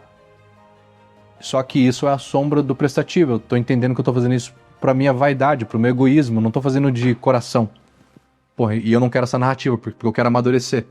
Então, como eu dizia, o cara que vai se fudendo muito, ele enche o guarda-roupa dele de roupas, ele tem roupa pra cada ocasião, e, consequentemente, quando ele vai criar a marca dele, né, a empresa dele, ele pode escolher, cara, qual que vai ser o filme dessa empresa aqui? Qual que é a função dessa empresa? Qual que é a missão da minha empresa? A missão da nossa. Resgatar os bons valores junto aos empresários, criando marcas bem posicionadas para deixar um legado. Essa é a nossa missão. A função do Grupo Autêntica no mundo é essa. Então, para eu fazer isso, exige alguns personagens. E aí, que personagens precisa? Time, aquela coisa toda. Tá, e como é que esses personagens se vestem nesse filme? E como é que esses personagens falam? E quais soluções esses personagens dão para os dramas de empresas que não têm uma marca forte, um posicionamento forte e não conseguem construir, então, mais lucro, mais clientes atraídos e construir uma história linda, que é um legado. Aí eu construo todo o negócio a partir desse eixo que dá unidade para a empresa, porque é uma empresa feita para isso e que tem todo esse drama, e aí inclusive eu escolho o arquétipo da empresa. Né? Mas eu só consigo escolher o arquétipo da empresa se eu já tenho desenvolvido em mim primeiro todos esses personagens. Se eu não os tenho desenvolvido, normalmente eu vou projetar na empresa o personagem que eu sou. Como, por exemplo, quando eu tinha loja de suplementos. Minha loja de suplementos tinha um arquétipo do herói, porque era uma projeção de mim mesmo naquilo. Era tudo inconsciente. Mas as cores, a logo, a coisa toda era uma expressão de mim de alguma forma. Porque eu só tinha aquele personagem pra viver, eu só vivia o herói, eu não tinha outros personagens. Então, o ponto áureo aqui. Qual que é o problema que eu queria chegar aqui, né? Aqui na coisa. O maior problema é as pessoas se confundirem com quem elas são com o personagem. O cara que me perguntou há anos atrás, cara, então que roupa eu uso pra ir na praia, ele não entendeu nada. Ele não percebeu qual que é a missão pessoal de vida dele ou vocação. E ele não entendeu que para a empresa dele, para a marca dele, ele precisava atuar como aquele personagem. Só isso. Ó, você tá indo trabalhar e na tua empresa você vai atuar como um governante, porque você sabe fazer esse papel bem, beleza? E você vai atuar como um governante, vai criar uma estética do governante, vai criar uma fala do governante, vai criar símbolos do governante, objetos do governante, para que seja coerente com a tua marca, para tu marcar bem a cabeça aí das pessoas, como a Nike marcou, que é uma marca do herói, que tem lá, né, o Just Do It, que agora é o I Do It. Por que faço isso? E a marca, ela é coerente porque ela tem no eixo dela o arquétipo do herói. Então, quando eu conheço o arquétipo da minha marca, todas as decisões que eu tomo é a partir desse ponto, que é o quê? É uma administração de marca. Cara, tua marca não é do governante, Carlos? Porra, é. Cara, não dá pra você aparecer num vídeo da empresa de bermuda, porque não corresponde à cadeia simbólica de um governante. Porque o arquétipo do governante, aí vem, né? Quais que são todos os objetos do mundo do governante? Quais que são todas as cores do mundo do governante? E qual é o problema que eu quero concluir? O problema é quando a pessoa ela não entende que ela está passando por isso aqui e que tudo isso é um campo de possibilidades dentro da cabeça dela e ela se mistura com o personagem. O palco não gira mais. O palco não gira mais e ela acredita que ela é só aquele personagem e ela entra em neurose. E aí ela coloca o governante no centro do eu ela e acha troca que de lugar. É isso aí. E aí dentro dos contos, né? Vou pegar um filme que é mais fácil para todo mundo. Não tem aquela cena do Senhor dos Anéis, até peço para botar aqui na cena aqui na edição. Tem uma cena do Senhor dos Anéis que tem um mago possuído, né? Então é um rei, né? É um rei que ele tá possuído por um mago, que é o Saruman. E cara, você vê o aspecto daquele rei, ele tá cinza, ele tá meio morto. A metáfora para isso é que quando você se mistura com o personagem, é como se o arquétipo ele tem uma força ele tem uma força em si tão grande que ele prende o eu na masmorra. Então ele mata quem você é de verdade, ele mata a tua vocação para ele assumir a totalidade da personalidade. E aí é onde ferra. Por quê? Porque o seu eu tá preso, aprisionado numa masmorra escura, e aí você vai perdendo vitalidade. Você vai perdendo as expressões e as nuances que a vida te pede. E aí você deprime. Depressão, em grande parte, é uma pessoa que se aprisionou num personagem. Ela não separa mais o eu dela do personagem. E ela vive o personagem 100%. Ela deprimiu. Porque se você vive só um personagem, sendo que você tem todo esse campo de possibilidades, você deprime, porra. Porque é meio que se você não tivesse mais nem o livre-arbítrio. Você perdeu o teu livre-arbítrio. E por que isso é importante? Vamos lá. Aí vem, né? Se eu sou uma pessoa extremamente madura, aí de onde vem a jornada arquetípica da Carol, né? Que é primeiro tem a primeira quadríade, que é o herói, o prestativo, o inocente e o homem comum. Então você desenvolve bem todos esses personagens. Então você está pronto para desenvolver a próxima quadríade. Explorador, amante, criador e fora da lei. E você atravessa esses personagens, os vive. E como é que você vive eles? Enfrentando a vida. Se jogando. É difícil? É para lá que eu vou. Tem uma floresta escura ali, ou seja, tem algo que eu não conheço, vou ali, vou ali, vou ali. E aí você vai ganhando repertório, porque você vai se ralando como um diamante que vai ganhando quilates, você vai se ralando e vai desenvolvendo esses personagens. Até você chegar em personagens que têm uma estrutura intelectual e uma estrutura de personalidade mais alta. Governante, mago, sábio e o bobo da corte. Porque o bobo da corte tá lá na última quadrilha. Cara, só uma pessoa madura consegue olhar para uma situação difícil e, como o Victor Frank, falar assim, cara, foda, né? Campo de concentração, né? Porra, o cara tá morrendo ali, né? E conseguir tornar dessa tragédia uma comédia, né? O que é a comédia, né? É a tragédia há mais tempo. Uma pessoa madura, ela consegue fazer isso rápido. Uma pessoa imatura, ela não consegue colocar comédia na tragédia. Ela vive a tragédia a vida inteira, ela fica presa na tragédia. E pronto, e ela sucumbe e embota e o eu dela vai pra masmorra. Então, por que é importante eu entender qual é a minha vocação? Porque se eu entendo qual é a minha vocação, eu entendo que parte do eu, nunca eu por inteiro, mas eu entendo parte do eu entendo que a minha função no mundo, aquilo que Deus quer de mim, aquilo que Deus espera de mim. E aí eu vou amadurecendo e vou escolhendo os personagens. Mas alguns estudos recentes que eu estou fazendo, que vai demorar alguns anos ainda para concluir, mas eu já posso dizer alguma coisa aqui, que quando você nasce, o seu mapa astrocaractológico, né, já tem ali alguns indícios de um personagem que você melhor vai atuar, melhor você vai adaptá-lo, para você usar no seu cotidiano para fazer a sua função no mundo. Que daí, obviamente, não vou abrir esse looping aqui de uma forma profunda, porque ainda falta alguns anos de estudo de astrocartologia, ou pelo menos um ano ainda, mergulhado lá naquele cara lá que tu falou.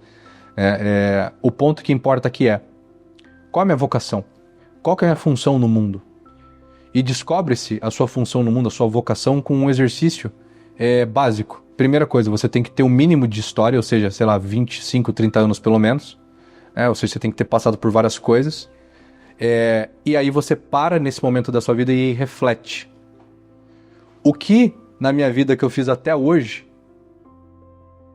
que comparado aos outros no meu círculo, que para eles era difícil, para mim sempre foi fácil. Parece que já estava em mim aquilo. Já estava em mim, de alguma forma. Quando eu olho para minha história, já estava em mim, de uma forma muito clara, minha capacidade de entender coisas e articulá-las e dar uma direção para as pessoas e clareza para elas sobre aquele assunto. Sempre foi mais fácil. Por exemplo, eu com 12 anos eu adorava astronomia e astrofísica. Eu dava aula para os meus amiguinhos e explicando o espaço com analogias, metáforas que todo mundo entendia. Caralho, tô entendendo. Então, isso estava ali o tempo inteiro. Só que depois que eu vi os 30 anos para trás da minha vida, que eu fui fazer esse exercício tem pouco tempo, eu falei assim, caramba, isso aqui sempre foi mais fácil para mim mesmo. Sempre foi mais fácil para mim, por exemplo, fazer aquilo que tem que ser feito até o bico rachar, até estourar o cano da espingarda. Uma característica minha, que inclusive, né, aí vem os mistérios divinos, né, o meu nome, William, o eu, vontade, sempre esteve muito presente em toda a minha história. Sempre foi mais fácil para mim me esforçar ao extremo, como por exemplo no bodybuilding. Eu extremamente, 10 anos sem furar dieta, 10 anos sem perder um treino, isso é o will, isso é vontade. Então, isso sempre foi mais fácil para mim. Ah, tem que fazer tal coisa, que é difícil. Tá bom. Isso é uma natureza minha, né? E aí tem a ver com o mapa aí da astrocartologia, mas o que eu quero dizer é, você tem que desenvolver todos esses personagens. Você tem que ter um pouco de cada e saber a possibilidade de cada um deles. Porque se eu não sei, eu viro refém de todas as circunstâncias da vida, né? Nossa, me aconteceu isso, que tragédia. Tá, mas que personagem que você tá atuando? Porque normalmente um prestativo, na sombra, ele vive essa história. A pessoa tem a consciência, que é o que aconteceu no consultório. Eu não falava pro cara isso de cara, óbvio, mas aí vem, né, um ponto que eu ia falar. Tem pessoas que usam tanto tempo uma máscara que ela se torna a própria máscara e você vê muda a face dela, muda o jeito dela andar, muda o jeito dela falar, e as histórias que ela conta pra ela mesma dentro da cabeça dela, e a história que por fim ela conta pra você numa roda de amigos ou num consultório de terapia, você, óbvio, rapidamente já encaixa a história dela. Ah, essa pessoa tá no arquétipo tal, na sombra, ou na luz, mas de nível 2. E qual que é o próximo passo dessa pessoa? Aí eu analiso o contexto da vida dela, aquilo que tá acontecendo. Eu falo assim, cara, enfrenta isso aqui. Um bom terapeuta, ele não é uma coisa quieta. O bom terapeuta, ele dá direção e clareza, pô. A pessoa tá pagando alguém pra dar o que pra ela? Uma direção, né? Aquela psicoterapia antiga, de que você só tem que ouvir, isso não existe, pô. Uma pessoa tá te pagando pra, primeiro, ela ser acolhida, e em segundo momento, pra alguém dar uma direção pra ela e dizer o que ela tem que fazer, porque ela não sabe. Então é por isso que um terapeuta, por exemplo, que não conhece todas essas possibilidades de arcos narrativos e personagens, ela é incapaz de ser um terapeuta. Porque ela embota o cara numa caixa dele. Uma marca, um cara que é dono de uma empresa que não conhece isso aqui e não tem um arquétipo claro de marca, ela tá ferrada, porque ela não sabe todas as possibilidades narrativas que ela pode fazer de anúncios, propagandas, campanhas com aquele personagem, com aquela marca. Então ela entra numa prisão. Então, concluindo aqui pra gente ir pra finalização aqui do tema, né, e com os acréscimos agora de vocês para um pequeno diálogo final, quando eu compreendo a estrutura dos arquétipos e que são arcos narrativos possíveis, eu entendo que se eu os conheço, eu posso amadurecer mais. Né? E eu, como hoje, criador de marcas e posiciono as marcas e ajudo na construção da comunicação, meu papel é esse, é deixar uma linearidade lógica. É um filme de drama? Pô, então as cenas e a temperatura da luz e o color grading da edição e os personagens, as roupas, os ambientes precisam passar essa sensação de drama. É um filme de comédia. Pô, o filme tem que passar a sensação de comédia, então as cores têm que ser mais estouradas, os personagens mais bocós, etc. Se eu entendo que minha marca é do governante, a visão, a missão, os valores, a cultura que é construída a partir disso, a tese que a empresa defende, portanto o arquétipo, a estratégia de posicionamento na onde ela vai se alocar no mercado, o público que ela vai atrair por conta disso, porque pessoas se conectam com pessoas semelhantes ou com quem elas querem se tornar, ou aquilo que elas querem se tornar, e ajusto toda a comunicação da linha editorial, eu construo um filme do governante, não caricato, porque eu falei no começo, tem Michael Jordan, tem Neymar e tem Michael Phelps. Cada personagem herói tem a sua forma única de se expressar. Cada empresa governante que eu já posicionei, por exemplo, tinha uma estrutura única de se expressar. Nem todas as empresas governantes que eu posicionei, os caras usavam blazer, terno e gravata. Ou usavam um cenário clássico como esse aqui. Usavam um cenário muito mais moderno, uma coisa muito mais assim, contemporânea. Uma narrativa bem diferente, assim, tal, mas com a estrutura geral presa no governante, no eixo preso no governante. E aí, o que essa marca tem? Ela tem lógica. Aí ela marca bem o território mental das pessoas. Né? Então, porra, todas as peças que eu vejo da Nike tá falando de gente se superando. Então a marca usa várias campanhas e vários posts que marca aquele mesmo território mental. Então ela vai marcando aquele ponto, aquele ponto, aquele ponto, aquele ponto, aquele ponto, até a marca pegar. Ah, é isso aqui. Né? É isso aqui. É assim que cria uma marca, assim que se posiciona a marca, assim que cria a comunicação dela. Tem que ter lógica. Senão ela se perde. Né? E aí, concluindo aqui no Nelson Williams, percebi que o Nelson tem todos esses personagens muito bem desenvolvidos. Eu o conheci brevemente há um tempo atrás pessoalmente, e aí eu observei como um terapeuta, né? Hoje eu julgo que eu crio marcas bem, eu acho que por conta disso, né? De ter sido um terapeuta e estudar até hoje, né? Psicologia, teologia, filosofia, estudar com você. Porque eu conheci uma coisa a mais e eu vi o Nelson. Cara, a postura, porra, finérrimo, mas eu vi ele rindo, eu vi ele brincando e tal. Eu falei assim, cara, esse cara sabe ser todos os personagens. É por isso que se o Nelson fosse comprar óleo pro filho dele na farmácia, ele ia se conectar com o Johnson's Baby, porque ele ia trazer o prestativo, ele ia trocar a máscara, ia colocar a máscara do prestativo. Eu, como pai, protetor do meu filho e cuidador dele, O que é melhor pro meu filho? Aí tem lá aquela logo perfeita, aquela corzinha de bebê inocente. Porra, isso aqui parece ser melhor pro meu filho, melhor que essa embalagem laranja estourada aqui, feia, que não, isso aqui é ruim. Você vê que no fundo existe uma falta de discernimento em você não mudar de papel quando a situação pede, né? Se assim, a situação pede que eu lute, que eu conquiste, né? Eu preciso ser o herói, o guerreiro. É isso aí. A situação pede que eu cuide, que eu nutre, que eu ame. Ela pede que eu seja o prestativo, ou às vezes o amante, né? Então, se o cara tá fixado, existe uma burrice de fundo.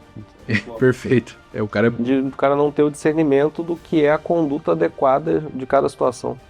Então, quando eu vou pra praia pra quê, normalmente? Pra relaxar, não é? Colocar os pés pra cima ou colocar os pés na areia. É o homem comum. Cara, eu tô tranquilo, velho. Deixa a vida me levar hoje. O dia que se exploda hoje, eu tô de boa.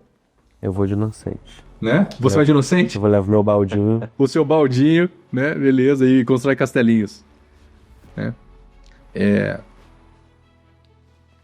Conseguiram ver a coisa? Ficar óbvio agora, né?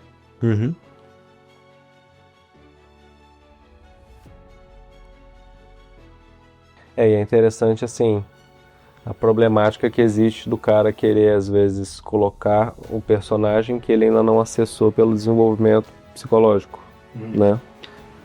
Então, a Carol, ela fala, todo mundo começa no inocente, homem comum, depois ele vai explorar o mundo, vai descobrir as coisas que ele ama, e aí ele descobre algumas coisas, ele começa a lutar para conquistar coisas, ele volta pro ego, né?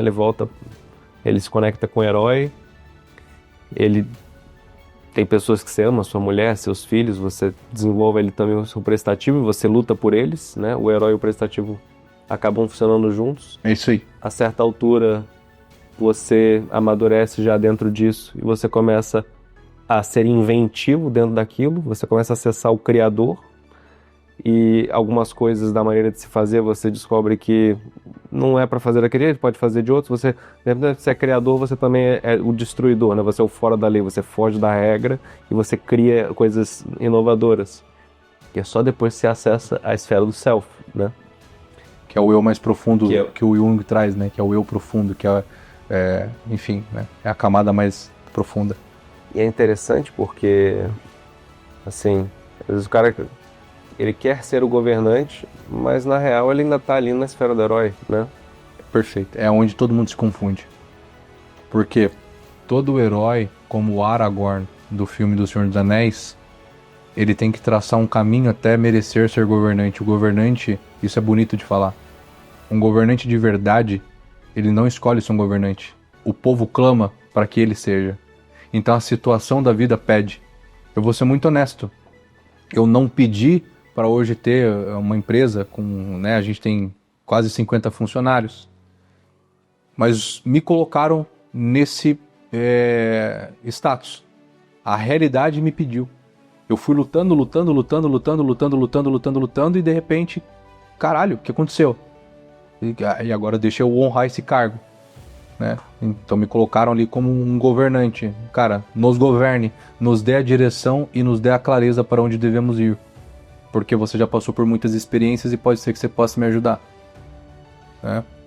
Então, um governante que nunca estruturou um reino, ou seja, uma empresa, por exemplo, ele não é um governante, porra.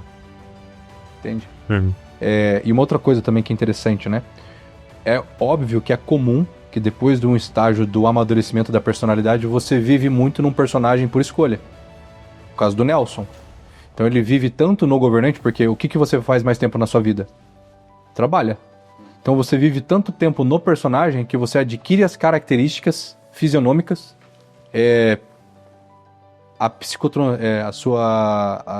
os seus movimentos, né, de um governante. Mas o que você tem que saber é discernir, cara, eu sei que eu tomei essas características, isso faz grande parte de mim, é o meu arquétipo predominante, mas isso não é eu. É um personagem que eu aprendi a usar muito bem, eu tenho todas as características dele, mas isso não é eu. Eu o uso para um fim maior. Ele é um meio para um fim.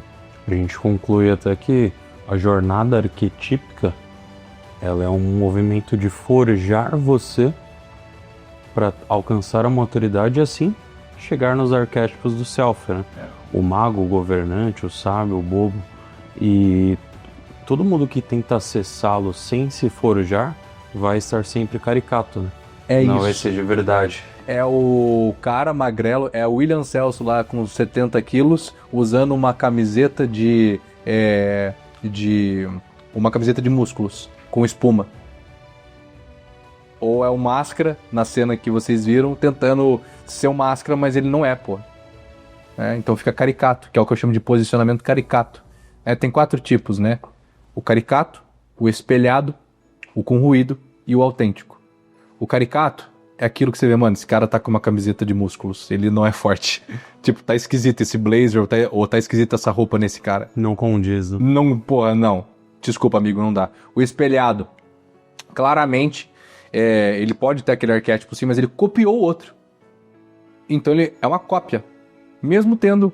ele é um prestativo, só que ele copia o outro prestativo, então ele é um imitativo baixo. Ele copia de forma escancarada, assim, ele não tem um jeito dele de fazer ainda. Então ele é meio imaturo. E tem o com ruído, que é a marca e o posicionamento, ou seja, a empresa já é muito boa. De fato, temos na nossa frente ali, sei lá, por exemplo, um explorador nato, mas ele não sabe expressar aquilo através de objetos, narrativa e comunicação geral, né?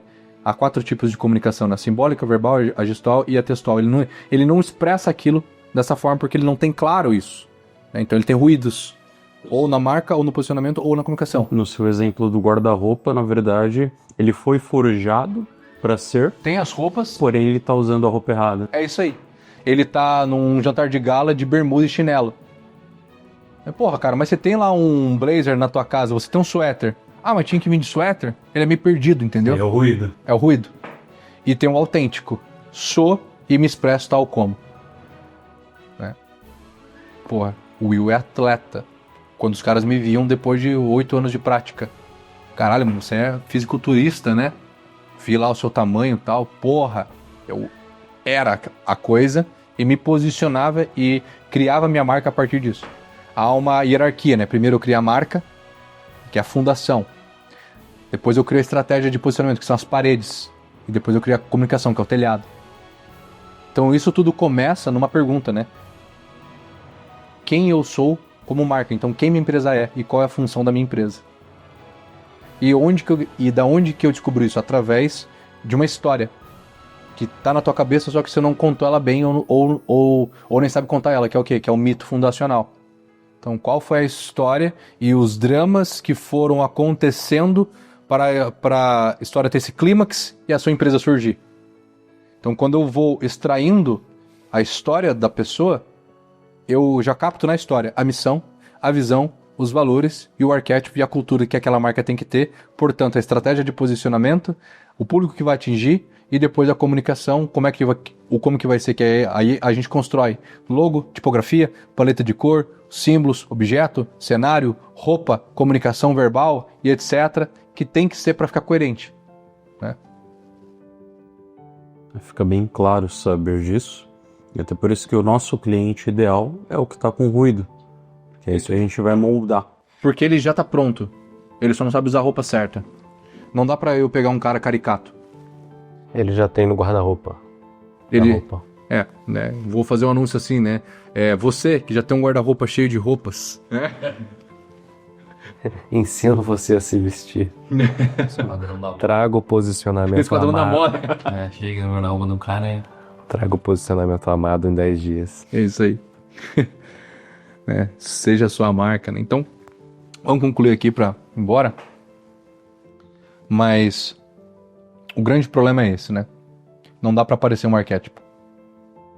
Não dá pra aparecer. Você tem que ser mesmo o negócio.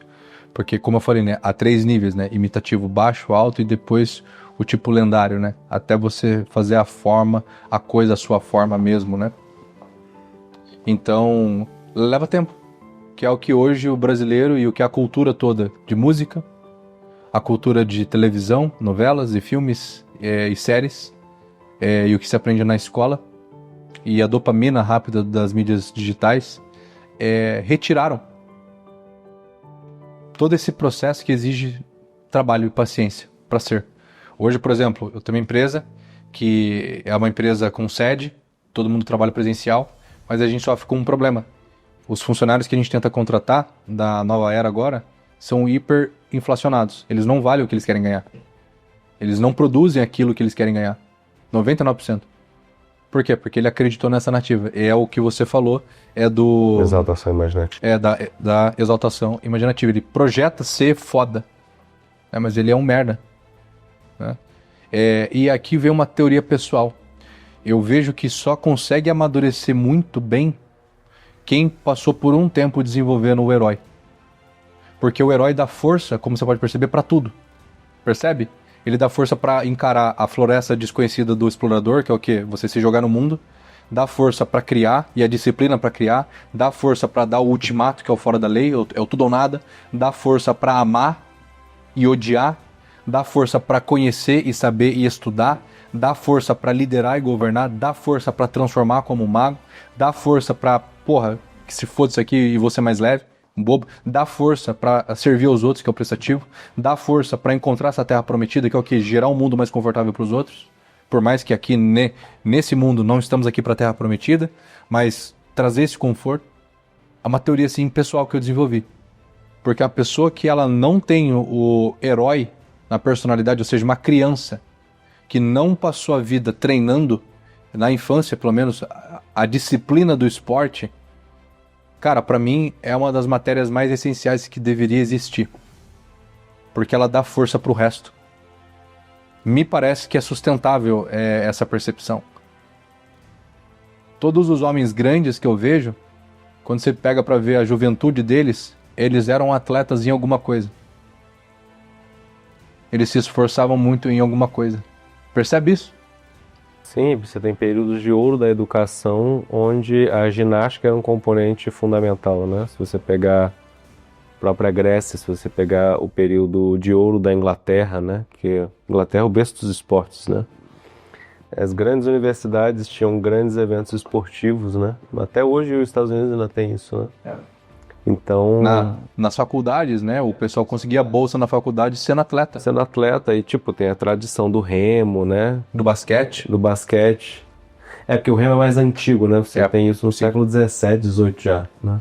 Todos nós que estamos aqui formamos um esporte na infância. Seja na luta, no futebol, no fisiculturismo. E foi necessário para forjar a maturidade. O Rhodes que tá aqui também foi o quê? O Rhodes foi 10 anos de taekwondo? Muay Thai. 5 anos de Muay Thai, né? Dando bicudo o dia inteiro, né? E, cara, é um cara forte pra caralho hoje na empresa. Tá liderando aqui pra cacete, tá ajudando demais. Eu percebo que o cara que não consegue desenvolver o herói, ou os pais não ajudaram aí com que isso acontecesse, ele fica fraco. Ele fica mole, sabe? Ele fica molenga. Ele não consegue ter aquele grip, aquela vamos, sabe? Ele fraqueja diante das situações. E aí ele até pode ter todos esses arquétipos, mas em nível 1, né? Porque os arquétipos aí, numa conversa mais profunda, eles têm níveis, né? Nível 1, 2 e 3. Então o herói, por exemplo, no primeiro momento ele luta só por si, ele é meio egoísta.